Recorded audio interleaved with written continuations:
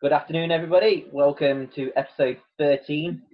Unlucky for some, unlucky for everyone. We have Callum Fisher on today. Recently retired. Spends his life on a golf course now, apparently, even though no one else does. Poker star, dart player, just all-around sportsman, and very good friend. I mean, we've played cricket for a long time together, so this could get out of hand in some discussions. So we'll go early. How many clubs do you reckon you played for? On your list now? How many have you got written down? And I'll see if I can fill any gaps if you haven't. I was trying to note it all down, and there was little gaps that I missed, but then I remembered them. So I think 9 clubs. I think. Are you going to tell me different, aren't you? I'm going to. No, I don't know. I sure your dad said more than that, but did he? But in a group chat a while ago. But go ahead. What clubs are on your list? Well, I started as a junior. Well, I was playing 2 lots of juniors. So I started at Elvo. A lot of people probably won't know that. That wasn't. I didn't know that I started off playing at Elveston. That was like when I was young. So I started off with quick cricket. And then after that, my dad, I think it was the time my dad had just got to Ambergate. Yeah. So then I played for Ambergate under 13s and 15s. But at the same time, because I was at school in Derby, I played for A and B under 15s. And they were different sides of Derbyshire. So I was able to play, I was like playing for both at one point. A and B are Derby City League, aren't they? Or Central Derby. Ambergate were Amber Valley. Yeah. So I played for Amber Valley District. Even though all my lads that I really got on with the most, like Chris Stevo at A and B was probably my best friend at the time. They all played in the other side. Was it Derby City? Can't remember. They all played for there. And then after A and B, I went to Little Eton. I left A and B, I'm sure, to come and play with you, Bod, and that at Little Eton and J-Row. And then I was saying to you before, that's probably where I remember most, like, the best time of playing cricket. I enjoyed that the most. And I can't remember the way round the next few go, but I know I had one game for Mickleover. Yeah. That did happen. I joined them to go and play with Lewis Hearn. That was a wasted transfer. Came straight back to Little Eton. Yes, I did. That was what was happened. And I went there because I can't remember exactly what happened. I went there because people left, I think, Little Eton. I think that was what it was. And I went there. Nobody left. Oh, I don't understand why I went there, but I went there. I know. Did your dad leave? Was that the year your dad left? He wasn't given captaincy, but then he came back. Bod was still captain when you came back. Yeah, I mean, to be fair, I won't, no offence, but I don't think I'd have left then because of my dad going, because I enjoyed playing with J-Row, you and Bod and that. So I can't remember for the life of me why I decided I was young at the time, stupid. But I went there and I had winter nets with them. I actually had winter nets with them and Hilton and Darley Abbey in the same winter. And all of them said, you play for our first team. And I thought, well, I know Lewis Hearn, so I thought I'll go there. And the first game, we got a text about the team, and I got put in the second team. And I'd had a good net, so I was like, and people have been telling me before, you won't get in straight in the first team. They've got your face has to fit, you have to be in a certain person, your surname's got to be so and so. And at the time, I think there's a lad, Deepak Rana. I don't know if you remember Deepak. Yeah, really good player, and he'd been dropped as well, and he ended up leaving, I think, and going to Royce's. And I was played for the seconds. I didn't know anyone. And I was like, what the fuck am I doing? So I said, I've had it. Thanks, but no thanks. So I came back to Little Eton. And then, I think after that season, I can't remember if that was the year I went to Homewood. I can't remember if that's where my dad left and went. Yeah. Could have been. I think that's Homewood. And then I went from Homewood. I was like, Dad, no offence, I'm playing here. So I left really because my dad has got, at the time, he got reactive arthritis. And he was like, I don't know how long I'll be playing. I want you to play with me while I'm playing. So I went to Homewood. And I wish, like, no offence, nice lads, but no, not for me. And I said to my dad, I don't want to go there. And then we looked at options and he wanted to go back to Hina because that's where he started at Little Eton, but that's where he plays like Premier League cricket. Yeah, made his name. Yeah, so we went to Hina. I know what, other than Little Eton, there was 2 seasons at Hina that I like proper enjoyed. Nice bunch of lads, Chucky, Andy Breer. They're like, I made some good friends, Jay and all that. I made some good friends there. I had a good couple of years, and we had a good couple of seasons, and then the club was struggling with the ground going to football, and people were just leaving left, right, and centre. So that, unfortunately, that wasn't a choice of mine to leave. I'd have stayed there, but in the end, it just struggled. The club was struggling, and I think they went down to one team in Division 7. Is that right? So then they play Underwood now. They don't even play on my ground anymore. So my dad then was like, well, what are we going to do? And I said, well, Dad, I've been following you around. I just kind of want to go and do my thing. So he was like, okay, Homewood want me to go back. So he went back to Homewood, I think. And I then I thought, where can I go? And I was like a toss-up between playing at Belper or going to Denby with Bod. And at the time, like, I remember Little Eton, Bod was my captain and really enjoyed it there. I think he wanted to be captain at Denby. He won't admit it, but he wants to be captain at Denby. So I was like, oh, you know what? I'll go give it a go. Big club. Hopefully, if I do something, I can, prove a few points or whatever. And I went then, and I didn't enjoy cricket. I struggled straight away and just didn't find the love for it. And then came to Belper. So I think that is 9. 10. You missed Brailsford. Brailsford. There's always one, isn't there? Yeah, Brailsford that was the one that we went to after Homewood. Yeah. Yeah, and then went to Hina. Season and a half, was it? Yeah, lovely ground. No, lovely. You played a season there because that was when you and your dad left. He went to Hina, and you came to Little Eton for that half season. Yes, I came time for Hina. Yeah, that's it. I came and played for half a season, and that was a season where did we get promoted that year?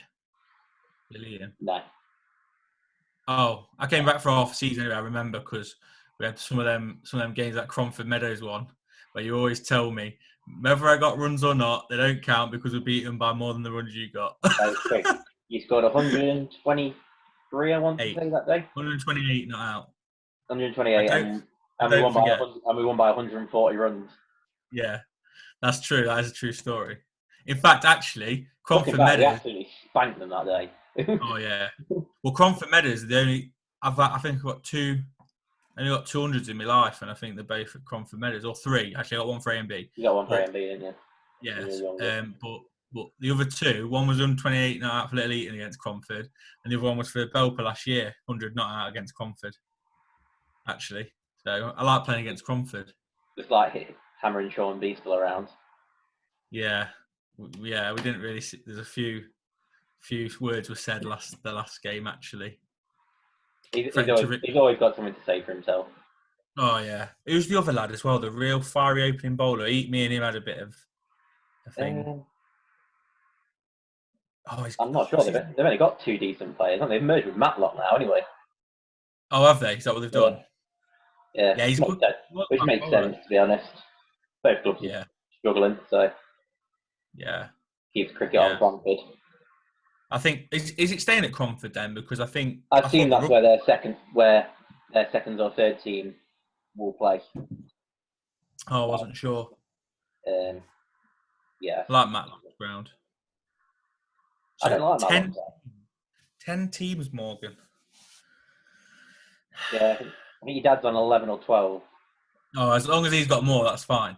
Yeah, he's definitely had more because he's had Alistry. Oh shit! I played Alistry more. I'm sure yours is 11 or 12. Yeah, he's had Alistry, and maybe someone Yeah, else. I've played for Alistry. Shit, I forgot about that. That was a season. But I was very young, and that was because I was young then. Yeah. Did you sign? Yeah, Is that where you signed from then? Is that when you signed for Little Eton? Did you sign from yeah, Alistry? yeah. That's right. Yeah, yeah. Yeah, you must have That's done. what that's what happened. So I must have gone from A and B to Alistry, I think. Well, I knew you when you probably were playing for Alistry in A and B then, Yeah. when you went to the Chippy. Yes, that was it. I worked at the Chippy, Because you and weren't playing for then Little Eton when you were working at the Chippy. no, but I was also just after the Chippy, I started working at the New Inn, didn't I? Yeah. And that's where I think we started. Well, you were friends with Craig, but I think that's where we started speaking the most. And then obviously I went to the Red Cow from there. I think it was when you started playing for Little Eton, that's when you got a job at the New Inn. Oh, was it? It might be. Yeah. Oh, yeah, it was. Yeah, it was. You're right. Because Yeah, you were just there, I think you. yeah. Which means I was 16 then when I Yeah. started back then. You started in the kitchen because you worked with Joe, weren't you? So. Yeah, I was a pot wash.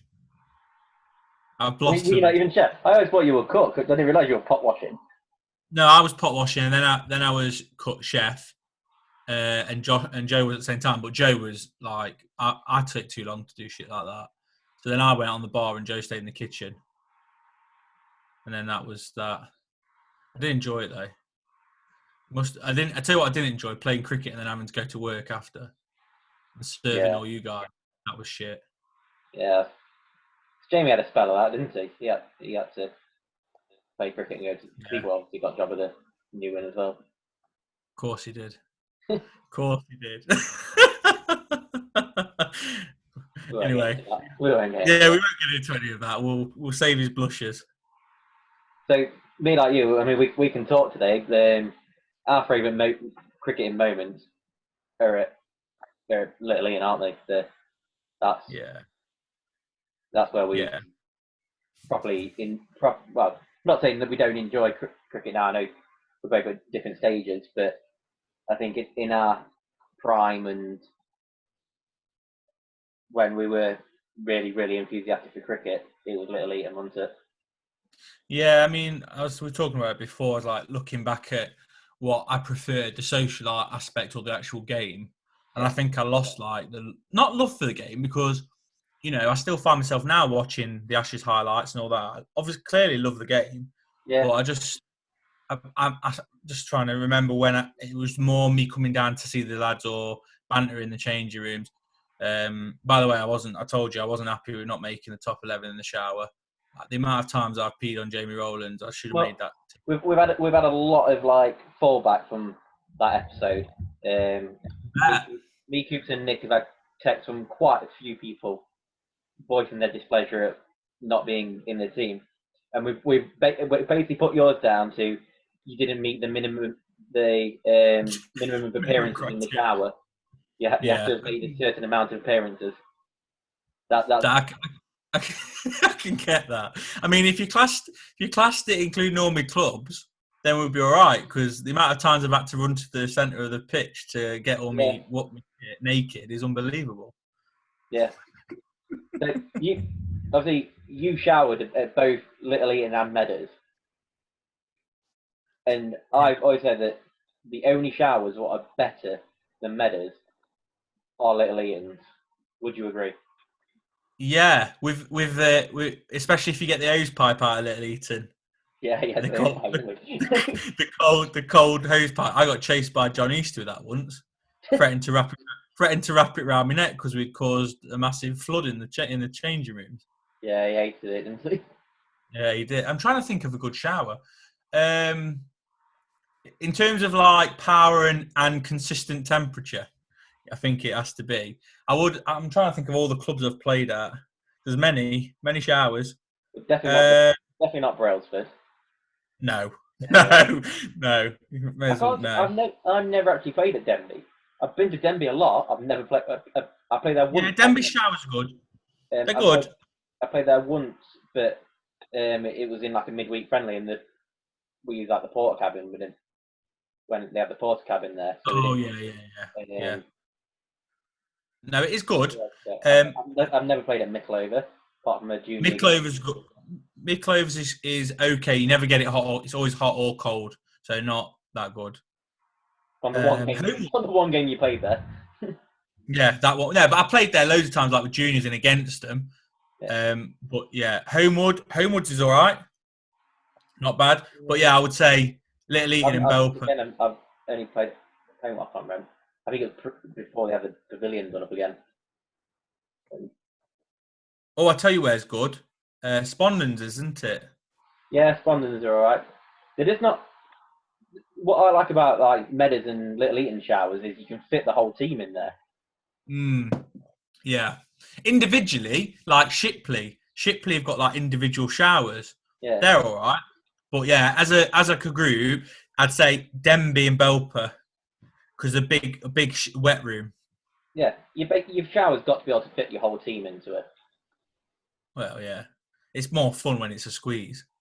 Yeah, but it's just like when you're celebrating, you want a shower, and everyone's in the shower. It's like I must admit, I've never known a club that has all the seats in the shower like we do at Belper. So I'd say Belper. they're not always in there. Nick put them in there.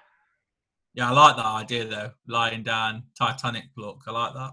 Yeah. Well, the other showers are better. So, Oh yeah, the ones in the other changing rooms. yeah, I think there's like 13 shower heads in there, so you can fit the umpires in them as well if you want. Oh yeah, I like that. Get in with the umps. Get in with Pete. But they've got their own shower. Oh, have they? Yeah. I didn't know that. Oh yeah, I did know that. I've got changed there a few times, and I didn't want anyone to like nick me clothes or anything. That's true story. No one knows. I used to go in there, lock it, get changed, and come out. True story. What was your first cricket bat? Ooh. I know you're a cricket bat person, aren't you? Yeah. You love a good cricket bat. Whether you can try and get them for free or not, is a different story. Yeah. But I've got two favourites, and I've got my first one. So from what I can remember, from memory, my first bat was I nicked my dad's SS. He had like what was it? An SS. What was it? Like it was someone's SS Jumbo or something. It was way too big for me. I was like under 15. Is that Ambergate? Is that the VVS Laxman one? Yeah, it was. Yeah, I don't know why I got that one, but yeah, that's the first one I can remember. Because you're playing Asian people. Yeah, that was that. Yeah, I have two favourites.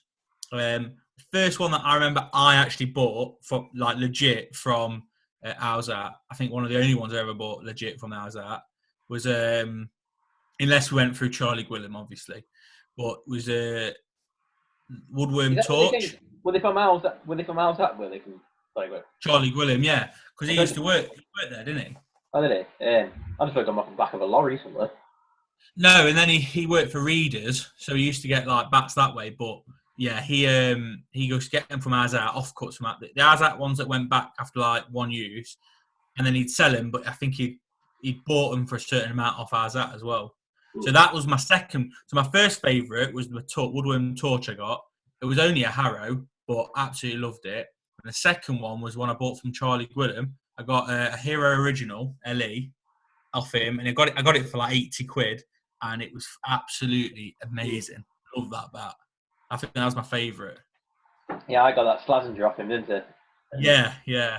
The 50 at Alfreton with it. It broke the week after. I borrowed. I think I got the 200 I've got, or 300. One of them, the first one was with that Hero. The second one was with, I think, your Grey Nicks at Cromford. Yeah. I borrowed it off Charlie Redfern, who borrowed it off you. Yeah. So Charlie borrowed it off me. You'd borrowed it, but it was Bod's. I'd it for free off Bod. So it was like passed down by 4 generations. Yeah. It was the same one I'd used to put at Duffield the day you got back from Camp American and was putting them onto the roof. Yes. Brilliant. Yeah, it was that one. Oh yeah, I remember that. And he'd only lent me for that game. I just never gave him back. Yeah, I like that bat. That was a good bat, that was. And then still in his garage, just broke. It just needs. I've got my Asian bat for this year. Well, I had my Asian bat last year, and that flies off, but I don't know how much it'll get use of now. Maybe a few midweek games or something. Different living games. I don't know. Like, I just don't know what's going to happen this year. I don't know if you're going to have a season. So I'm playing golf, obviously, so I don't really like to play cricket and golf, but I don't know. We'll see. I've just bought a house as well, so I've got a lot of time to be doing shit like that. Thank you. all grown A up. lot of stuff like that. So, but I will definitely be coming down to watch. I like what Deck does, where Deck comes and watches, has a drink every weekend, and then the odd game he'll get called up. I like the idea of that. That's because he can play 2020 or something. I'll have to change my way. I'll have to just become a slugger or something. I do a spoiler, but you're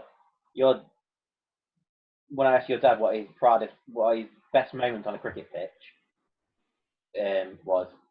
I don't know what he's going to say.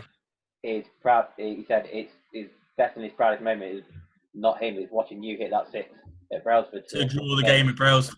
Where it was you and him batting. And he said that was against. Who was that against? Was it Royce's? I think so, yeah. Yeah, Royce's last game, one of the last games of the season. Yeah, he needed like 40 off 4 overs or something like that. Yeah, we did. Yeah. Yeah, and you hit 6 straight into the golf course. He said that was his best moment on the cricket pitch. I must admit, because you know what, I can't really say it isn't one of the ones for me as well, because we batted together. We never do well together because we always get on at each other. But we batted together. I think it was 45 from 5 overs or something like that, and we just like got down to. I know it was 6 left from 1 ball, which isn't what we'd necessarily have wanted, but we got down to it and then we didn't lose, and we'd done it together. And it was against Royce's, who at the time went up that year, so they were the best team in the league that year. And they had some good bowlers. God knows how I managed it. I closed my eyes, mate. Must have. Told him where I wanted it. Yeah. I don't think I've ever seen you hit one straight. No, exactly. Well, I don't hit sixes anyway, normally. You have got the capability. You just don't like doing it. I know. But then, yeah.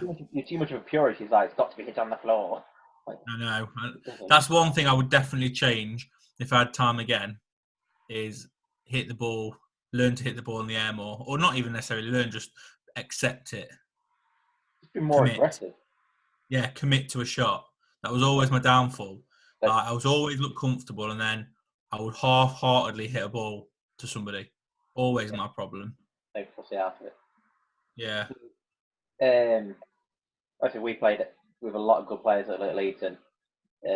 You've obviously been at quite a few clubs. Who's the best player you played with? Ooh. You know what? I would say, I hope he don't watch it. Well, no, I hope he does, because actually we stopped getting on when I left A&B. But he taught me a lot about cricket. He was my dad won't like to hear this either, but Anthony Woolley, A&B, yeah. He taught me a lot as a junior about cricket.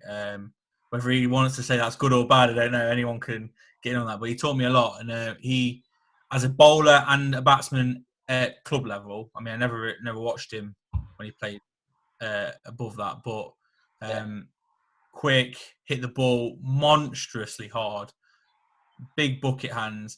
I'd always watch him and think, oh, something's going to happen. Every time he had the ball or he went out to bat, something was going to happen.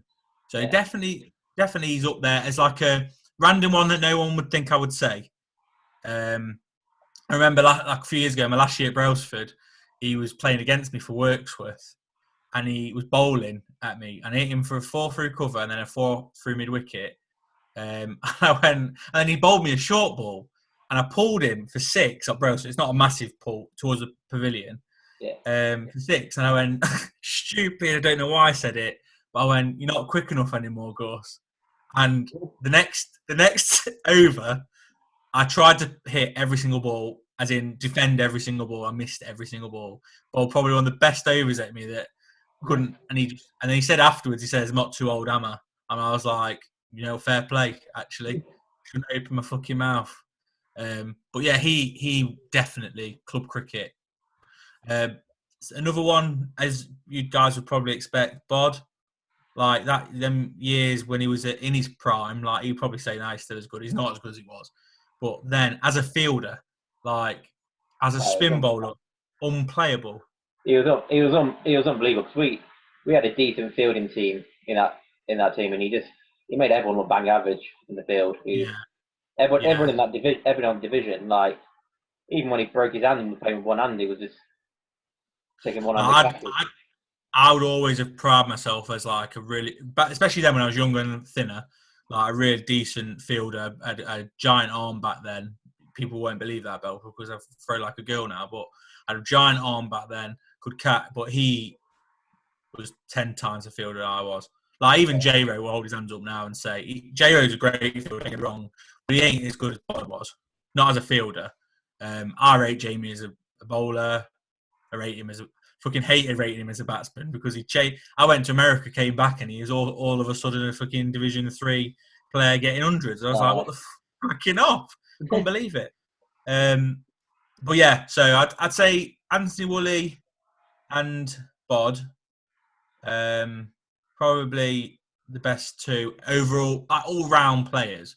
Like you get the odd player that can bang a ball, you get the odd player that's sharp, but all round, Yeah, I would definitely say. Not including overseas, I'd say. Not including overseas.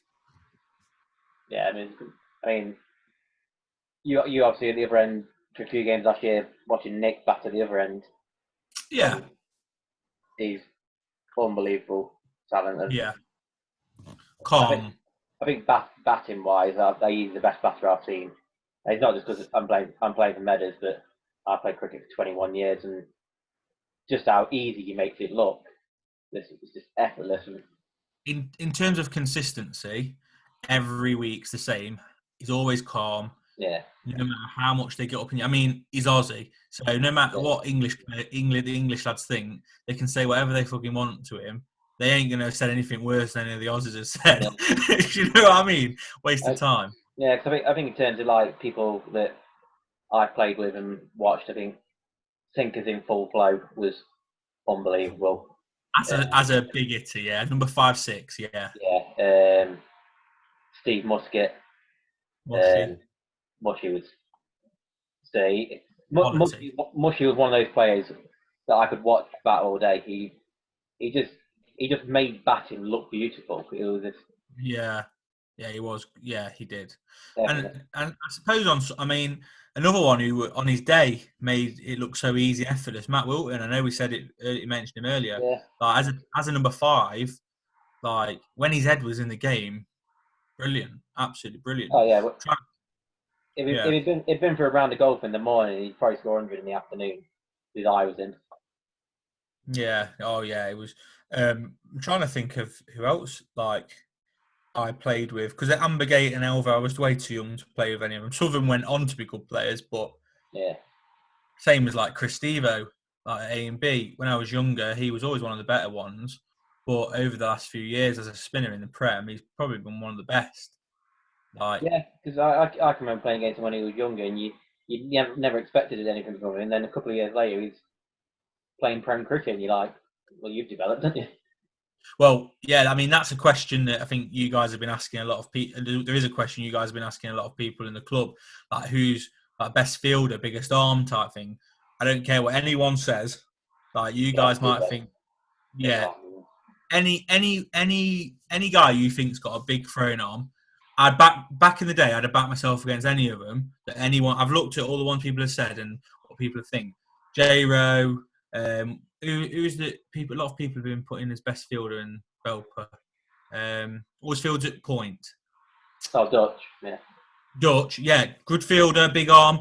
But I can tell you now, Chris Devo had a bigger arm than me, and it was massive. So for me, biggest arm I've ever seen in and probably like in terms of fielder, brilliant fielder, Chris Devo was Yeah. definitely. Probably is. Yeah, but he just had what he was just a bullet arm, wasn't it?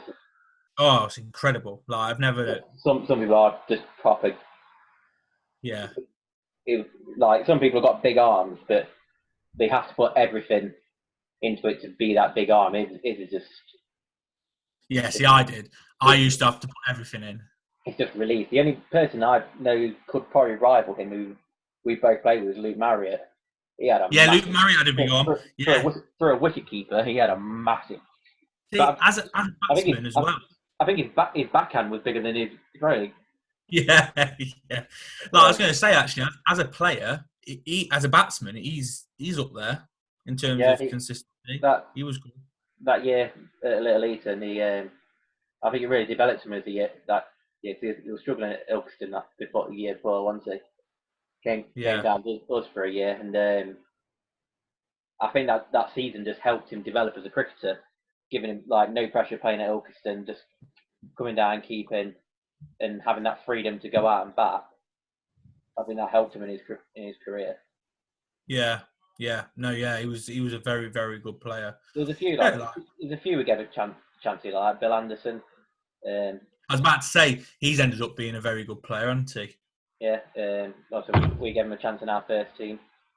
Um, when we had a couple of other keepers who people could have kept in that team, but was he 14 at the time, 13, 14? Give him that chance, and I think that again aided his development, giving him a year actually playing cricket, and knowing that he was going to be playing as a keeper every week. This helped him. It's a little bit sad, isn't it, that clubs like Little Eton have folded because they did give the chances to them sorts of players, and obviously clearly developed them well. Yeah, that's me. I mean, he was one of those ones that you look back now, you wish we'd invested more in a junior setup. There was never really a junior. I mean, I joined when I was 16, so I was never going to play 13s and 15s for him. But there was never a junior setup. He had that one year where Jamie and Charlie and like Jack Mason and all that, and Aaron Butler, absolutely. Oh yeah, Aaron Butler. Absolutely trounced the league, like Jacob Ward and all that playing for him. But I think that just came about by luck more than actual coaching, because I don't think they really trained. I think they just played games of cricket. We had Charlie Redfern as well, didn't we? Play when he yeah, he was a good player when he like proper put himself into it. Yeah. And then we had Liam Ainger for a season, but he never really did much. Good keeper though. Blackjack Bullion. Yeah, but he's a good keeper. I always thought he was anyway, personally. He not Chris Whiteley, but he was a good keeper. Then he just seemed to bottle it a little bit when he came to Mayors. And asked him to keep. He was stood miles back, trying to take him down near his ankles, because I think he was too scared of the pace of the ball. Yeah. But yeah, so I think out of everyone, I think Anthony Woolley, probably James Baddiel at the time. For all-round players have to be best two that I've played with, I think. Not including overseas, like I said. I class Nick as an overseas, definitely. That's because he's overseas. Well, say that. He's become like a... He's Australian. He has and he has to get back to his own team, so he's overseas. Yeah, but he may as well stay at Belper, he's been there. Yeah. I don't look at him and think. I just think because he's been there for so many years. It don't happen very often when you have overseas it come that many years over and over and become like part of like the club. So that's what I mean. After like 5 years, they should stop being classed as overseas players. Yeah, that's what I mean. Not that I know he is clearly, but I don't see him in that way. I see him as just one of the Belper lads, which is a good thing. That's a compliment. Doesn't happen very often. Yeah. So, your favourite Meadows moment, obviously, of the 15, 20 games that you played? Yeah. Obviously, I've kind of got to put my 100 not out. I know it was only for the twos, but say only for the twos, it's still 100 not out. When wasn't really enjoying cricket, but I quite enjoyed it that day. And everyone obviously was really kind about it and complimentary, which was really nice. I'm trying to think of like other moments that come to mind. The only other one at Belper is the one like at the end of the season where we locked Nick out naked outside, and he was running around with nothing on, and he was getting pretty pissed off. Yeah, I think that was one of my favourite moments. Like I've got it on video. I'll send it if you want. that last game of the season, the end of the season, was turned into chaos. And I don't know if you were still there when we did this, when the slip and slide came out, when we got the cover and put it on the bank and just covered it in washing up liquid and water. And everyone was just, MJ was just pelting it down in his pants. Oh, MJ, he loves it, doesn't he? See, he's another one. He's followed us around. Good player, nice guy. He is can't beat MJ, can you? Just a really good bloke, isn't he? Yeah, proper nice guy. I like MJ. Got a lot of time for him. Very nice. But yeah, I'd say it's got to be. I must admit, I did enjoy my first game for the first team, opening the batting with Nick at Bredsall. Yeah. I think I got like 45 and then got out, but we won the game. I quite enjoyed that. The first time I played with Nick, first time I opened with him. And yeah, he is an overseas and he's a really good batsman. You learn a lot from him. So I think actually, as well as my 100, I think the first time I opened the batting for the first team with Nick is one that does stand out, to be honest. Yeah, definitely. Even if it was a horrible ground like Bredsall. Yeah, it was a roasting hot day. You weren't there, I don't think, but it was like 30 odd degrees. I was actually still fit then. I hadn't broke my hand by that point. Oh yeah, it was a roasting hot day. I was absolutely baking, but yeah, but first time playing for Belper, first time opening with Nick, getting a few runs. Yeah, I thought the whole season was gonna go well. 5 games down the line didn't go so well, but anyway, these things happen. They've got 100. I think I finished like last 3 games for Belper like 47, 150, I think, which wasn't a bad ending to. Now I'm retired.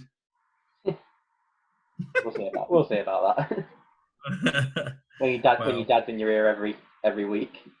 He's fucking in the ear anyway. Like we've got to talk about now. What do you think about his beard? Well, to be fair, I said to him, if he's doing the Badger call, he's not allowed to shave it off. So I told him he had to come on with it. It's horrendous, mate. He looks like proper like. What did I say to Anne? Is it Jingle All the Way, Father Christmas? Yeah, and Jingle that's the one. Jingle All the Way. Yeah, Alice said the same thing last night. Yeah, he did. He popped up on screen because obviously I wasn't expecting it. I'm not seen him for ages. Not seen him whilst he's had a beard. And he popped up on screen, and I instantly thought. I said to him straight away. I thought that was John Easter.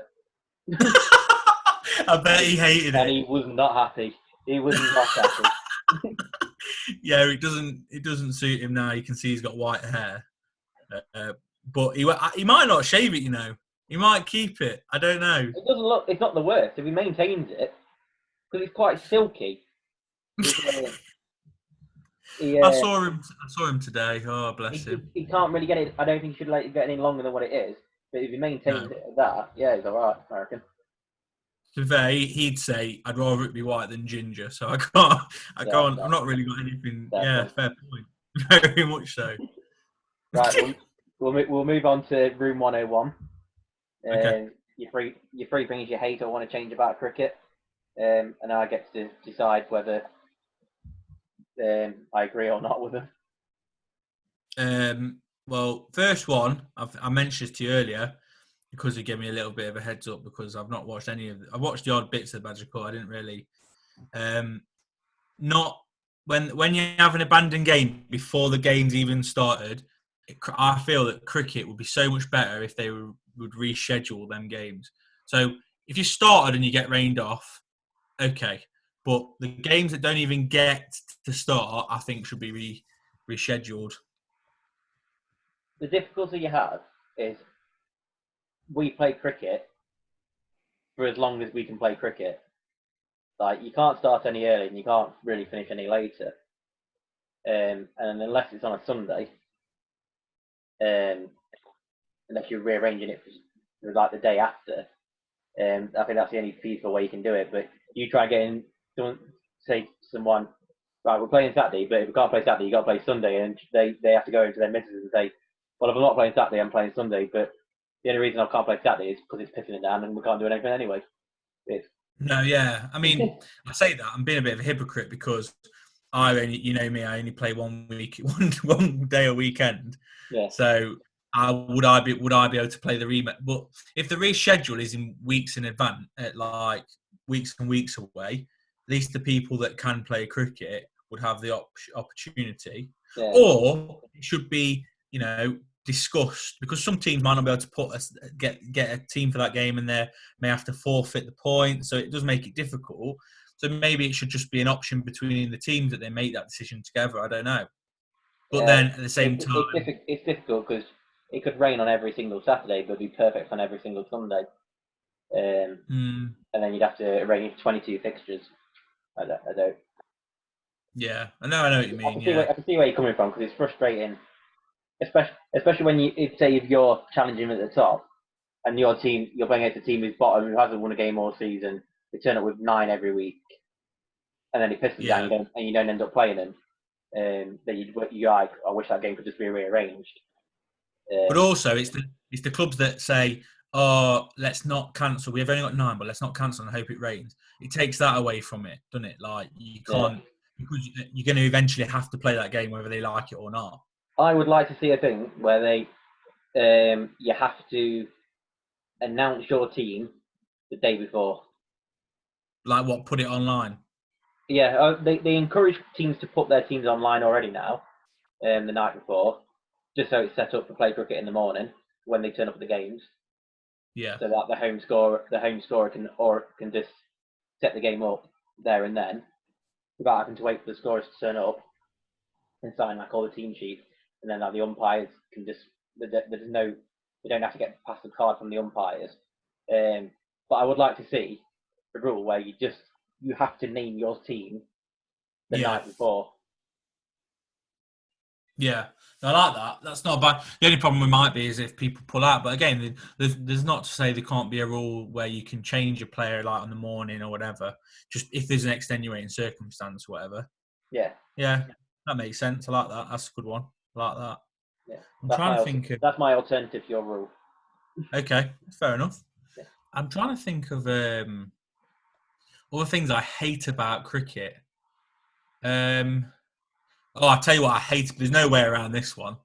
When you're batting first and you have a big tee and you have to go out and field on the big tee. Yeah, I've, That's oh it's one of those things. Like, when you go to certain grounds, so you go to Shipley Hall, Langley Mill, I was about to say Shipley Hall. That's it. Yeah. Staveley, Elbow, like where they do decent tees, and you're like, if I'm back. I mean, it's difficult for batsmen, and I usually bat down the order. So I'm like, we're batting second here, so I can just. I mean, it don't really help me anyway as an opening bat usually, because either way, I've got to do something on a full stomach. But like, It's usually all right at home. When you're playing at home, I don't mind it because you can just go and plate one up, put it in the fridge, and have it later on, hoping that no one goes yeah, and nicks it. But yeah, when you go to away grounds and it's a good tee, it's what you turn up for that ground for. You're not bothered about the result that day. You turn up and you're like you go to Darley Dale and you're going to get the best sausage rolls. oh yeah, Or exactly. you go to Staveley, you're getting beef dripping. Or Shipley, you're going to get Brailsford, for instance, you're going to get a really good cake selection. Cakes, yeah. Yeah. See, I used to always, when I was a little eating, I used to always dessert because I was either opening the bowling or opening the batting at Little Eaton at the time. So dessert, like chocolate, I'd always put some in my pocket or my bag for after. And the amount of times I'd come back and fucking J-Row or Bod had nicked it and eaten it, pissed me right off. Really did used to piss me right off, honestly. But yeah, I hate. The beauty of Little Eaton is my mum did these half the time, so she plate me one up anyway. Yeah, she did. I never had to queue for a tea. I could be the last person, and I could just walk in, go to my mum, and she'd already plate me up like a big plate, and I walk straight off. Rose's teas are decent as well. I used to like them. They were good. Okay. Sam's were good as well. Yeah, I remember when Sam was doing them. Yeah, Little they Eaton were was good. It was one of those. Yeah, I mean, as like, in terms of the whole setup, that's why I enjoyed it so much. It wasn't really a negative. I can't even after the game every Saturday at Bods takeaway night. Yeah, Absolutely new in them loved it. pods, wasn't it? Yeah, new in Bods, chicken tikka puri or a kebab or something. Beautiful. Free chefs. We always used to share them kebabs, didn't we? You remember? Well, Yeah. you never did. No. you No, never. me, You never shared. me and Sinkers would order one each. Yeah, I know, and I can never understand. And then I started getting chicken tikka puris. We had Craig Lewin played for us at that time, didn't he? Yeah. Remember that? Well, honestly, we used to because me, Craig, you were down. Like we used to have like Uzi come and watch, and like we had a right good laugh. Absolutely love that. But yeah, that's definitely my second hate of cricket. Fucking fielding after a tee. Again, there is something you can do, but they won't do it. So like when you get to like Division 6, you don't really have umpires after that. And I think for me, I get Premier League Division 1, well, Premier League because it's the only way you're getting money. This is going to be exactly the same thing I said to your dad yesterday. And I think they should just ensure there's always one umpire at every game, other than Premier Division 1 maybe. Yeah, I said this. I said, why do you need 2 umpires in Division 4? The standard Exactly. Shit. The standard in that division shit these days. It's not what it used to be. It's full of second and third teams. It's not first team clubs in there. Yeah, I think Prem down to 3. Prem down to 3, and then there's 2 divisions in Division 4. So there's 11 fixtures. So that's 22 umpires spread down through the next set. Because I think they do go down to about Division 5. So then that means, if you take one from every game in all those divisions, everybody gets an umpire. I know some umpires like going as a team. They go with the same umpires every week. They like to go with them. But if you umpire one game, you get £60 instead of £40. Exactly. That's my. I mean, they'll argue the fact that they deserve that because they'll be doing both ends. Fine, I don't care. Do both ends, get paid more money, have one of us at square leg. So I just think we're still paying 40 quid an umpire.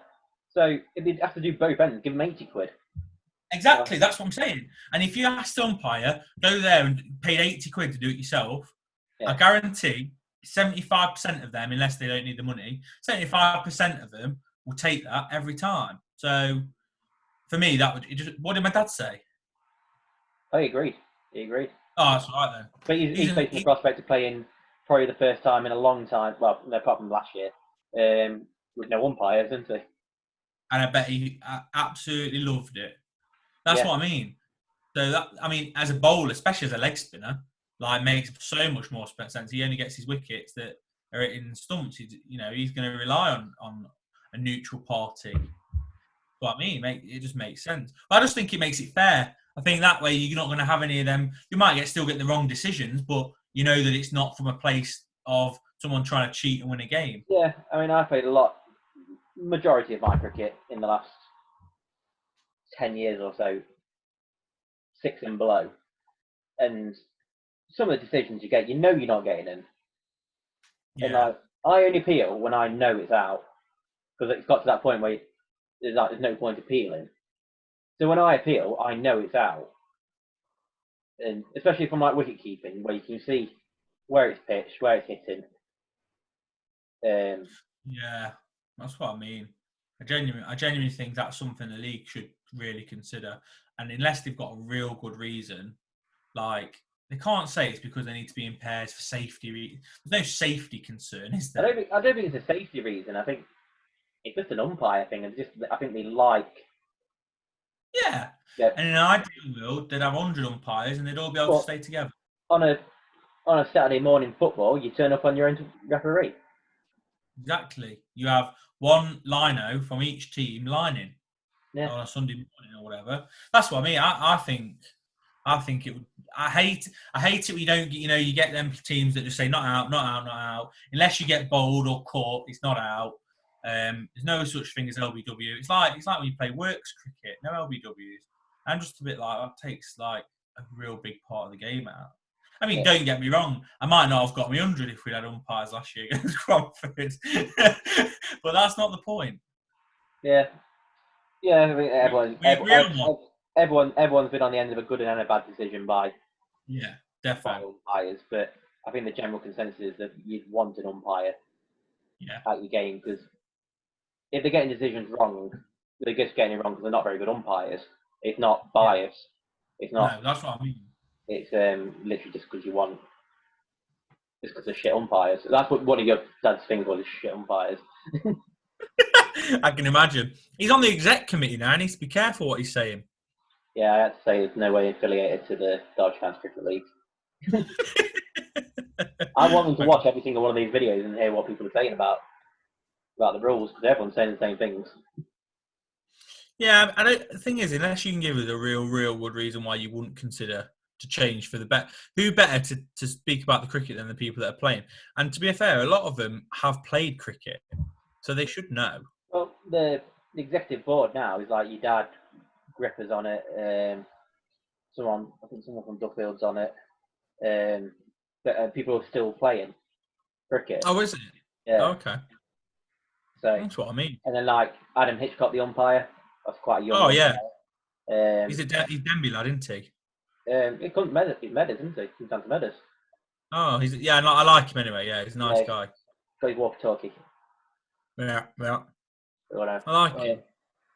Yeah, he gave me not out, not last year, the year before. When I can't remember playing against. Like we were about 40 for 7. I played for the first team. And this lad who was ripping through everyone came running to bowl to me, and I've edged to the keeper. Everyone's gone up, and I just stood there waiting for a decision. Adam's not giving it, so I was like, "Oh, I'll walk in." Because I don't walk. That's what they're paid for. And they're all going mental, and they start getting abused to me. I just turned around, and I was like, "He goes, did you hit that?" And I was like, "Yeah." I was like, "Yeah, but I don't get paid. I don't get paid for one finger up. He does. He didn't give it." And, Who was that again? Can't remember who it was. A couple of years ago. Me and Baxter put on about 20. Baxter. Love Baxter. Next ball, I put him into the tennis courts. I bet he loved that. I bet he loved that. Yeah, and I got hit him into the tennis court. The next ball, I knocked him for a single, and so I got down to the non-strike again. And then Adam turns around to me and goes, "Did you hit that one before?" I was like, "Well, you gave it not out, so I don't know." He's quite a legit guy, though, isn't he? Yeah, he's good. He's a really good umpire. Got that one wrong, but love it, absolutely love it. like, yeah, I don't get paid 40 quid. Well, if we had it our way, he'd be paid 80. Yeah. And that's the other good thing about having the one umpire. That's another positive, is that you'd have the same person with the same opinion and the same interpretation of the game at each end. That's frustrating when you know you can only get decisions from one end, and everyone's begging to come on at one end. Yeah, exactly. That's what I mean. By having the same umpire at either end, they're going to make the same decisions based on the same sort of, like, there's no, oh, well, what about that? They have the same thought process. And you're not going to get someone that can't hear very well, because unfortunately some of the umpires are a little bit older, can't hear that, can't see that. I just think at least it's the same for everyone then. Yeah. The bloke is the Ashover. Just umpires up all the games around that area. Little old bloke. Yeah, I did him last year. Yeah, I can't remember what his name is. He just does all the games up there. He's useless. But again, like, if he was doing he's not intentionally bad. He's just not a very good umpire. Yeah. I mean, I'm not even going to try and say that I'd be a good umpire, because until you've done it, you never really know. No. This is why I score. So I'm trigger happy. I love giving people out. Very, very entertaining, quick 2020 games of you. I gave your dad out once. You'd have been playing. We played against Chesterfield at home at Little Eton, and for some reason the umpires didn't turn up. So we had to umpire our own game in Division 3. And Michael Dean was bowling. I was going to say about it was Michael Dean. And I got sent out to umpire. He came back on for his second spell, and we were batting out for a draw. And his dad was batting with his big pads on, and I remember them pads. And Michael Dean kept his ball stump to stump, and he hit your dad on the pads. Everyone goes up, not out. What was that doing? They hit him out for the line. But and this is all in the space of about 2 overs. He's running the ball, hit him, same place on the pad. Well, that's out. It's like, not out. Why is that not out? Oh, it's probably just going over. And then he hits him on the pad for the third time, like plumb in front. I'm like, yeah. Can't not give it. Can't not. Michael Dean walks past me to get the ball at the next, to get the ball the next whoever came out next. He goes, yeah, you're under a bit of pressure there, weren't you? I was like, plumb onto. It's like, you know, when you look, you're like, can I give this not out? Can I? Like, I can't. Is there any excuse that you could try? I fully think if I give this not out, I'm going to get punched. Yeah, I must admit, I don't think I've ever given anyone out. I've done like the odd stint of umpiring, but I don't think I've ever given anyone out. I've never had to. Because normally I'm either Kevin out a few times. Well, that's just Ian pads up in front though, doesn't he? Oh yeah, always plays around his pad. He loves it. They gave him out in that game, Riddins, where you bowled 100. Yes, I remember. Thank you. Thanks for the memory. And that was supposed to be his last ever game of cricket. Well, bottled 100. Thanks, Mark. Yeah, and I gave him that 0-second ball. I remember. Was that? No, that was a different game. I was thinking, was that the game where he retired? He was injured and he did that catch on the boundary. Yeah, that was the same game. The same game that was. Did I not get 100? Oh, sugar! I got 97, didn't I, that day? Yeah, we racked up about. We were 200. We were 200 for one, weren't we? Because me and Bod put. We got about 300. We got about 300 in about 30 overs and declared and bowled them out. Yeah, I remember. About 30. I remember, and I think we won by about 267 runs. We won by. And Bod was on 130, and I was on 70. Yeah, and I was the only person who didn't do anything that day. I remember that. Everyone either got a bat or a bowl, and I literally. It was probably one of the best catches I've ever seen in domestic cricket. Nobody was expecting it. He was running around the boundary, wasn't he? And it was almost like he tripped up and he just fell with his arm out, and the ball was just in it. Like he dived, wasn't it? I don't know how he managed it, but yeah, bloody hell. And then he said he wasn't playing again. And is he playing this year? Was he meant to be? Dolly Abbey? I think he's given up with Dolly Abbey. I think he's just playing quad. Oh, is he? Yeah. Oh, I might get to play against him. Yeah. That'd be last time I bowled against Ian, I bowled it against him at Derbyshire indoor nets. Can you remember? And he had no thigh pad on.